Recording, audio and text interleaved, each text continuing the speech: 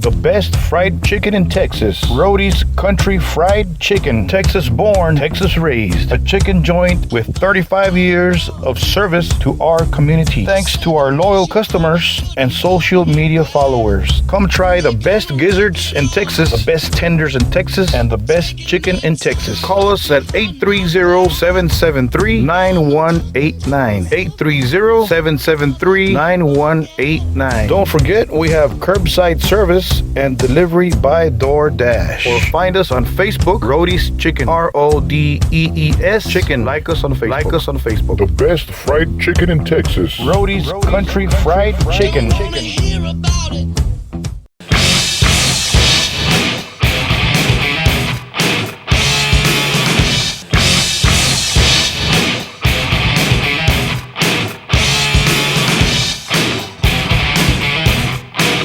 That metal interview. To speak of a legend is to speak of a death metal legend like Terry Butler, who is our guest for today's show, today's episode. And Mr. Butler is currently the bass player for Obituary, the Florida legends, the Tardy brothers, and Mr. Trevor Perez of Obituary. And Terry is playing with them for a couple of years now. And he also has another band by the name of Inhuman Condition. And Inhuman Condition, they have a video out there, a music video by the name of Tarantula. And I'm going to play it for you guys. So here is some Inhuman Condition. And let's check out Mr. Terry Butler on bass with Inhuman Condition. Tarantula, enjoy.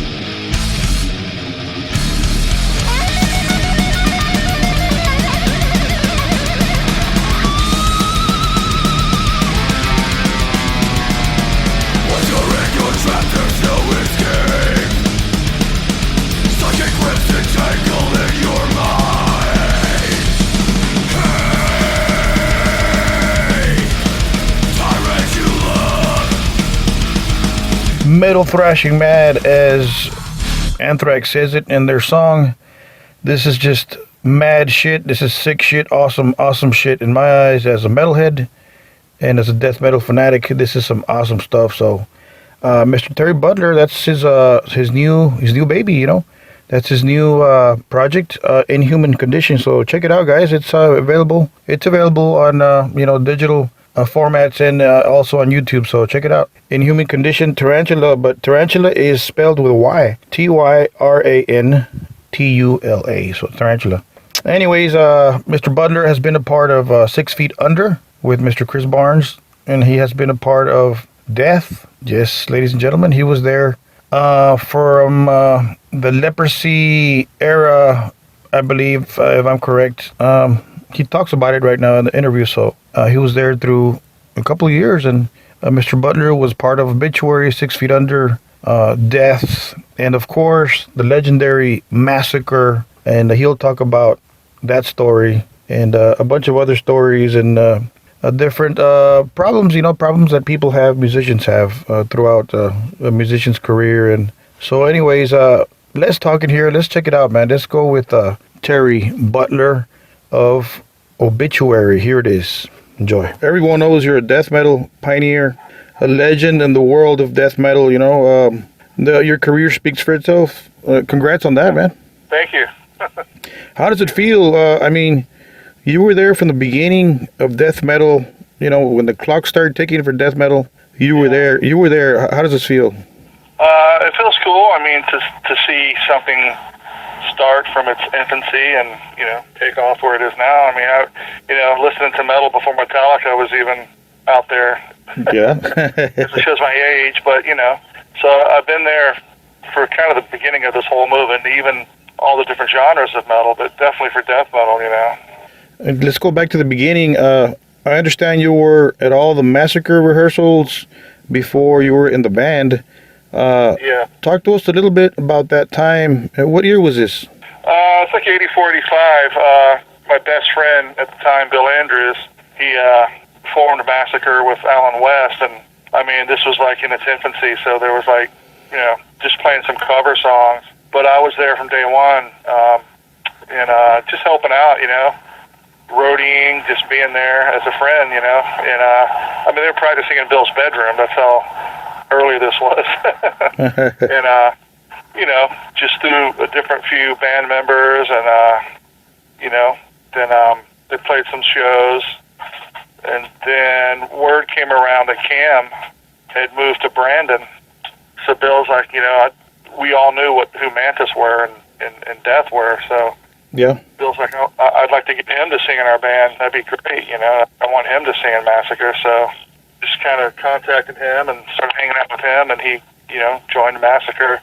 And it was 85, late 85, and they did that first demo.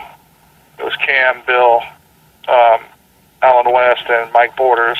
Wow. And I was there for that too, and the recordings, just sitting there watching. Wow, what an honor, man.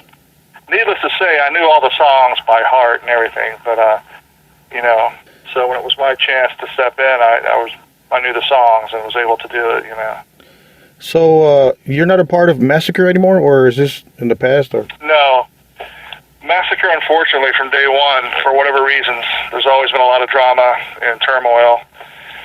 And there's a lot of common denominators to that, but I'm not going to get into that right now. You should probably read between the lines and know what that is. But, yeah, so, I mean, like, Massacre in 1992 or early 93 was basically dead. Band was no more. Okay. Fast forward, I mean, they recorded that Promise album, but that, to me, is not even in canon of Massacre. I mean, it's not even, to me, part of Massacre, because they did it without Bill's permission. It was Bill's band, and they did it behind his back and all that. I mean, whatever. And Eric buried that. It didn't come out until like 3 years after they recorded it. But anyhow, and I think around 2011, Rick Ross was on my Facebook as a friend on my Facebook, and I posted a video of Massacre in Europe from like 92, and I just said, too bad we didn't do more than a couple albums, Uh-huh. So then Rick contacted me and said, hey, you into jamming? You want to jam some of these songs? I got a drummer. And I was like, sure, why not? Because the 20th anniversary of From Beyond was coming up, you know, like that same year. So we had an idea.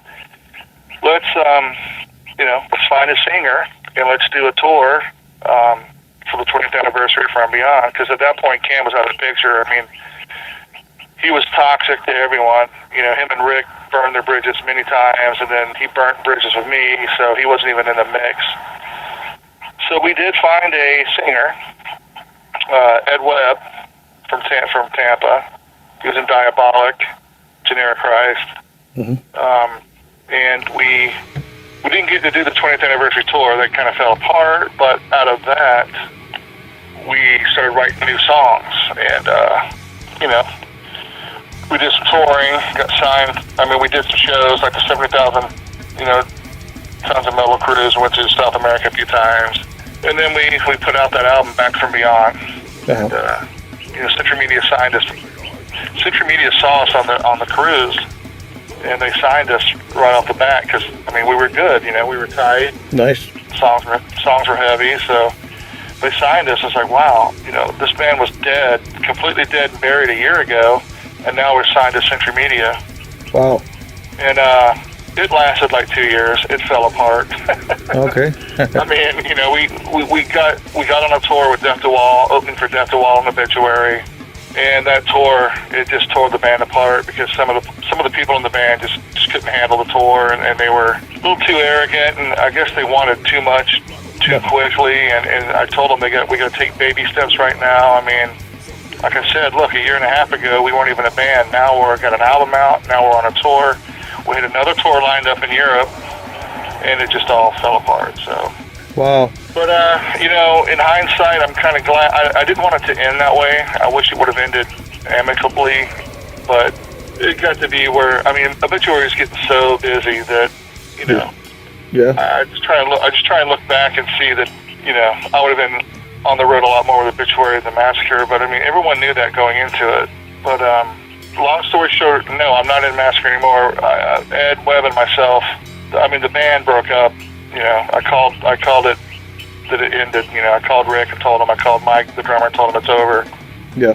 But they did their own thing for a little bit, and then Cam got back involved, which I could not believe that, considering how much him and Rick hated each other. And how much shit Cam talked about Massacre. Wow.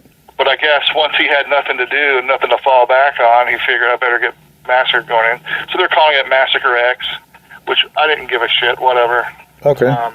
But as usual, that fell apart, Yeah. They couldn't handle each other, and somehow Cam kicked Mike and Rick out of Massacre. Wow. So yeah, I haven't been involved with Massacre like that since like 2015. Yeah. Wow, talk about drama. A lot of drama, huh? Wow. There's even a lot more, but I mean, it's, but that's the gist of it. So, I mean, I gave it my all when we got back together like in 2011 and, put everything out there on the line and it just fell apart, They just got shit on and fell apart. So I just hope the parties that did what they did have time to have reflected on the shit they did and ruined it. So, but well, sorry to hear that. Sorry to hear that. All right, man. I mean, I'm in a good place. I was always in a good place. It just sucks that the way it happened and went down. So. Well, there's a lot of good music that Massacre left for the fans. So thanks for that. Oh yeah. Two good albums and an EP. I mean that's.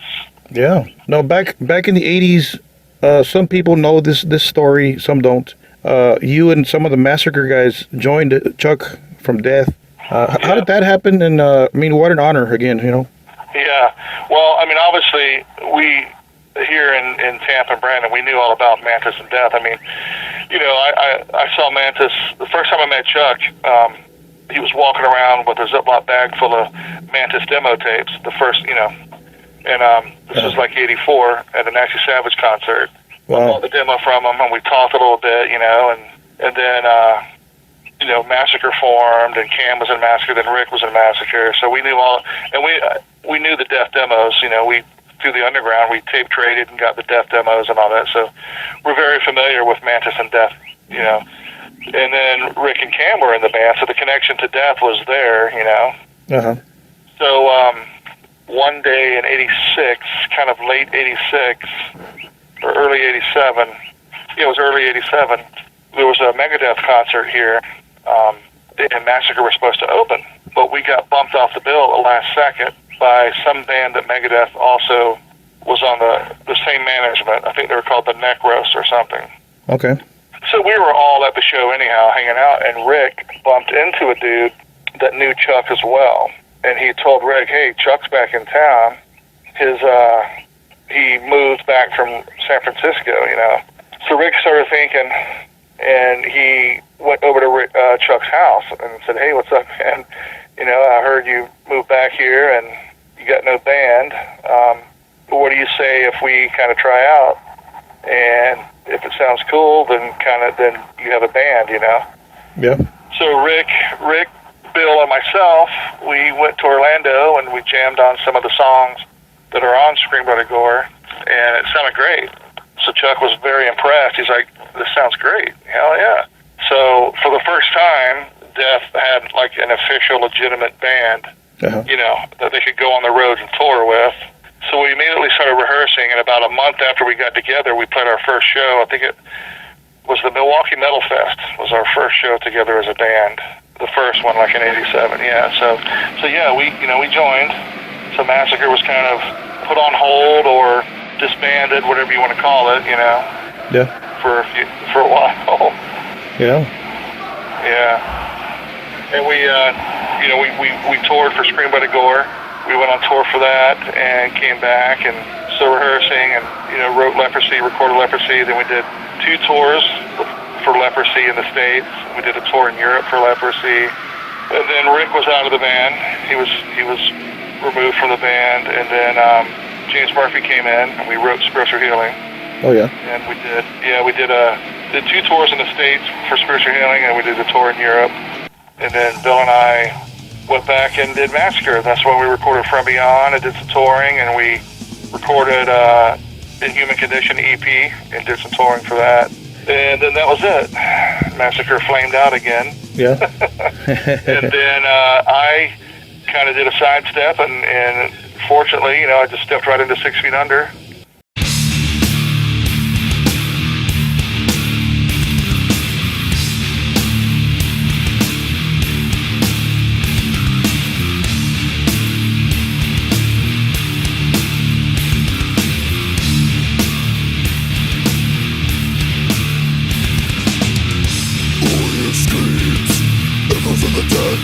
As you know, and right at the beginning of that band, it was just starting. You know, Alan West had written most of the songs for Haunted, and he was jamming with Greg Gall, my brother-in-law, and they invited me over to jam, and I stayed in the band for 16 years. Yeah. Wow. Yeah. Awesome. You've had an awesome career. Wow. All the bands are great. I've been fortunate, you know, and it's been a good ride so far. How is it working with Chris Barnes? Well, it was fine. It just kind of fell apart towards the end for me. I mean, it just kind of, we stopped touring a lot, and we would just do a handful of shows in Europe, and it got to be where it was just not, my heart wasn't in it, you know. And luckily,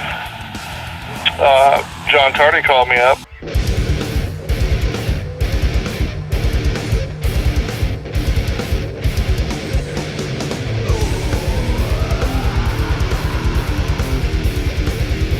From Obituary and said, hey, Frank Watkins has been kicked out of the band, and we would like you to come and play some shows that we already have committed to. And I said, sure. So that was 2010 in February, and then 2011 February, Greg and I, the drummer, quit 6 Feet Under, and I called John. I was like, well, if you would like to have me, I want to offer my services full time. And he's like, hell yeah. So there you go. Wow. Yeah. I guess you're in the right city. Yeah, I mean, there's a lot of people around here that have been in bands and are in bands, so it definitely helped out. Can you give us an update on Denial Fiend? Is this still active or? Well, it's still active. There's a heartbeat. There's a faint one. I mean, the guitar player Sam, it's his band, and he's really super busy with his other projects like Down by Law, and he does this kind of thing. It's like it's hard to describe, like haunted surfer music kind of. Uh-huh. So he's real busy, and I'm busy. So it's just like, I mean, we would like to get back to it and do another album maybe in the future, but right now it's just kind of in suspended animation. That's some good music right there. Awesome music. Yeah, I like it. It's just kind of the Nalphenes and cryogenics right now. Hopefully it will be thawed out at some point. So how about Inhuman Condition? What is that for people that don't know?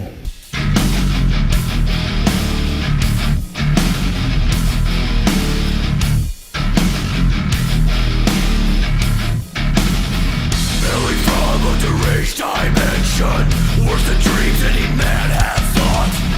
What's left a rearranged mutation?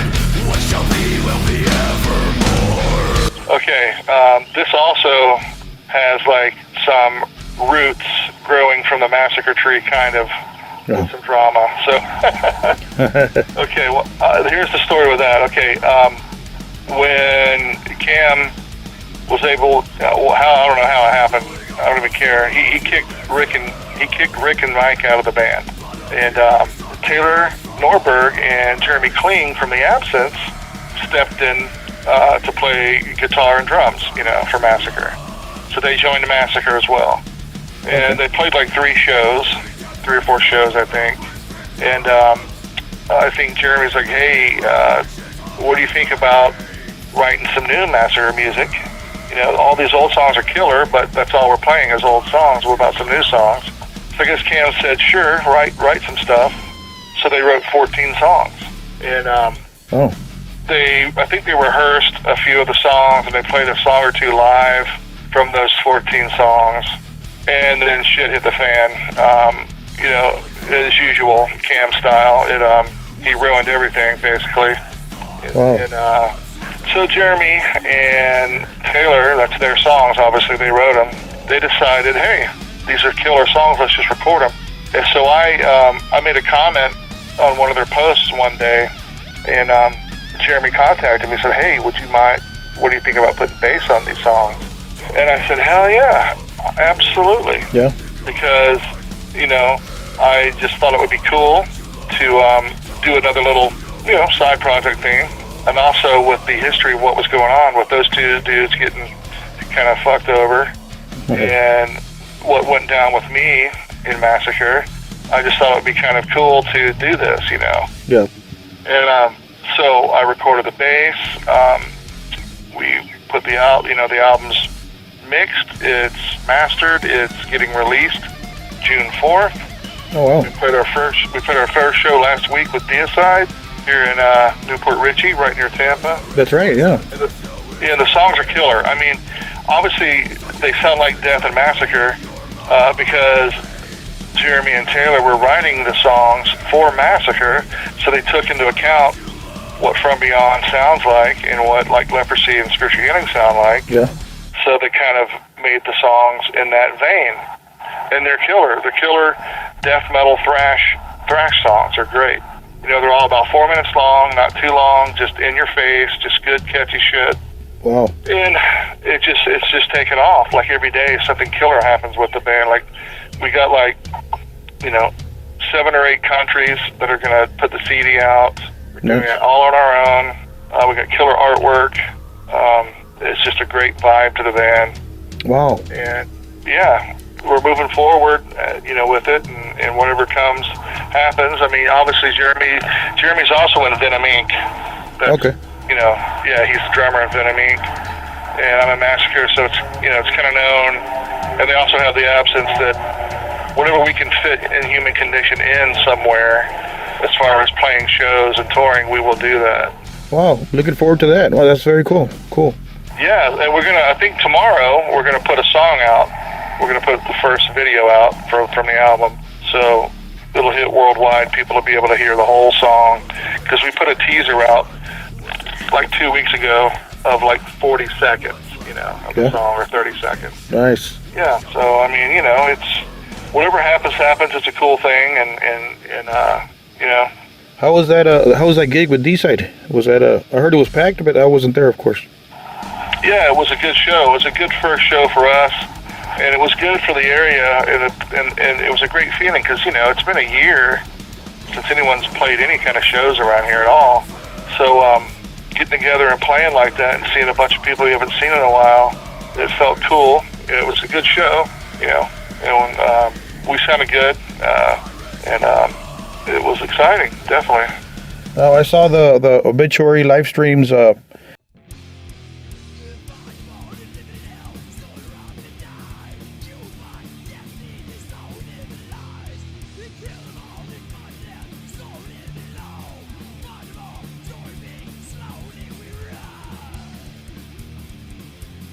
What a treat for us fans, Thank you guys. Are there any other plans for other live streams with Obituary? There's a possibility sometime in the, maybe towards the end of the year or whatever. We're kind of just seeing what plays out. I mean, we kind of started scheduling tours in August, but those are just kind of penciled in, because it's up to the local governments, I guess, to say, okay, you guys can go on tour, Yeah. But we do it in our own studio, and everything's already set up for that, so it doesn't take a whole lot of effort for us to do the live streams. So you never know. We might bust out another live stream. But those were very fun to do, and I know that people want to see live shows. I get it, But right now, all we can do is this, and if you want to turn on your TV and just watch us goof around and play some music for an hour, you can do that. Yeah, that was cool. Yeah. So how is it working with the Tardy brothers and the Obituary camp? How is that going so far? Oh, it's great. I mean, I've known those guys since '84. So they've lived near me my whole life. I've known them forever.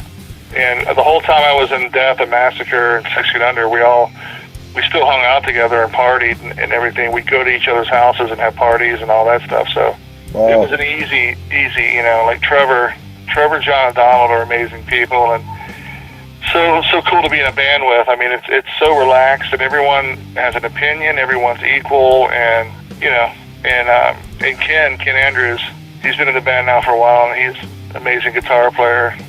Yeah. Cool dude. Oh yeah. And it's just great right now. We have fun constantly, so I mean that's what it's all about, just having a good time and playing some good music for people. So what music or what bands do you listen to when you're not playing an instrument? What's on your playlist? Well, I'm a child of the 70s and 80s, so I mean I listen to a lot of UFO, Thin Lizzy, Uriah Heep, Scorpions, but I also love the 80s metal, Merciful Fate, Venom, Angel Witch, Raven, Sabotage, just all that stuff. And I like the classic death metal too. I mean, Autopsy, Possessed. Awesome. All that stuff is I still listen to all that stuff. For musicians asking, what kind? Can you speak of your equipment? What do you use live? What do you use in studio? Live and the studio for a long time now. Probably for close to 30 years now. I use Ampeg cabinets, 810 Ampeg SVT2 Pro head. It's an older head that I got in '87. I still use that today, and that's what I record with. Nice. I have a couple different basses. I have an old Charvel neck-through EMG pickups, and I have a Grossman. It's a guy out of Romania. He made me a guitar about 5 or 6 years ago, and they just sound great live. I run through some various different distortions and crank it up, and I like it crunchy and grindy, but not fuzzy, but also with some bottom end, so. Any advice you can give to up-and-coming bands, newer bands, if you will? Well, I mean, just try and play as much as you can, even if it's in your garage for some friends or at someone's party or anywhere. Just try and get on a show and play, because the more you play, the more you get out there and do your instrument and rehearse, you're going to get better at it. That's the hope. So don't be afraid to fail at first, because everyone does. You know, very few people probably picked up a guitar the first time and started shredding like Yngwie Malmsteen. I mean, you know, you gotta work up to it. You gotta, you know. Right. So just, you know, find some people like-minded that want to play the same music you do, and just don't be afraid to get out there and make noise. That noise will eventually turn into songs, and hopefully you can get out and play live, and you know. Nice. Practice. Exactly. That's the name of the game. Practice. What's next? What's next for yourself, for Terry Butler? What can fans expect next? Well, we've got a lot of stuff lined up. Just waiting for this pandemic to get over or get to where we can play some shows. Obituary is writing music right now, so hopefully later this year we'll have an album coming out. And Inhuman Condition, that album's going to drop in about a month, June 4th. We got some videos we're going to sprinkle across the next month, 2 or 3 videos that you can see and get a taste of the album. And that's the music side of things. I got some grandkids that live with me that I like to, you know, hang with them as much as I can. Cool. Yeah. Right. You got to make family time. 10 and 12 years old, so it's a cool age, you know. Watch them play video games and watch cool movies with them and stuff. There you go, family time. Cool. Yeah, definitely. So Terry Butler is a family man. Very cool. Wow. Yep. I'm in Texas, and there's a lot of people are judgmental. You know, you play death metal, you know, you're going to hell, and you know. Yeah. So that's cool. Yeah, people, you're just a regular person that has a family, and wow. Of course. Very cool. I'm a father. I'm a grandfather. You know, I'm a death metal bassist. I don't eat children or burn churches. I'm a normal person. I just like heavy, extreme music, you know. Very cool. Can you give us your best gig and your worst gig? Oh, man. Best gig.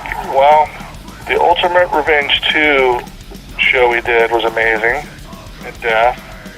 That's hard to top, but all the shows we just did with Slayer, well, we did in 2018, we opened for Slayer in Europe. Nice. Those were absolutely incredible. So, I don't know. I might have to run with the Ultimate Revenge 2 taping. Wow. Worst show. Oh, man. God. I mean, there was a few shows in Death where we played like 2 songs and we had to stop because the crowd was destroying the place. In Houston, actually, we played in 1990, and I think about 2 songs in, the place just went absolutely nuts and they just tore the place apart. Really? Yeah. Wow. So, I don't know. I mean, most of the gigs are always cool, but there's a few that, like that one I remember. Of course, you know, I've played the odd show here and there where there's like 6 people standing in the audience, but yeah. Yeah. It happens, yeah. Sometimes it's bad publicity, or it's just a bad night, or I don't know, just the stars didn't line up for that day or something, but awesome. Worst show, I guess I'll have to say that Houston show was pretty bad. So. Yeah, it happens. Would you like to send a message to your fans listening to this podcast? I would like to say thank you for the support over the years, and it's been an honor to play shows for you, and this pandemic will be over soon, and hopefully I can get out and play some more shows for you. Thank you. Well, thank you for making time, Terry. We appreciate it, sincerely. Thank you.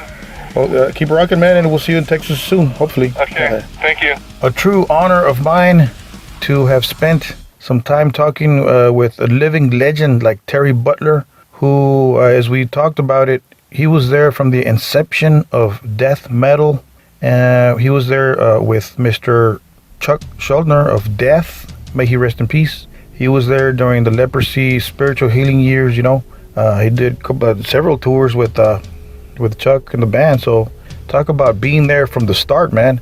And before that, you know, he was a part of Massacre, you know, before he joined Death, of course. So anyways, you guys heard his stories and his different adventures on the road and this and that. So we hope you guys enjoyed that, and go ahead and support Mr. Butler's new project, Inhuman Condition, as well as Obituary, his current home, you know.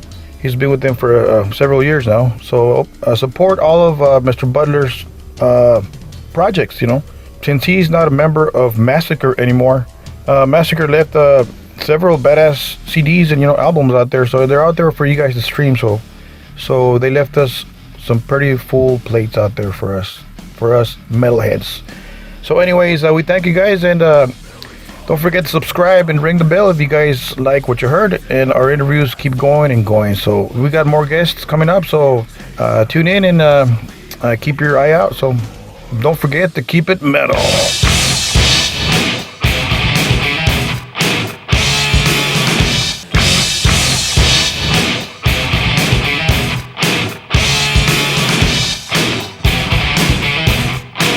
That metal interview.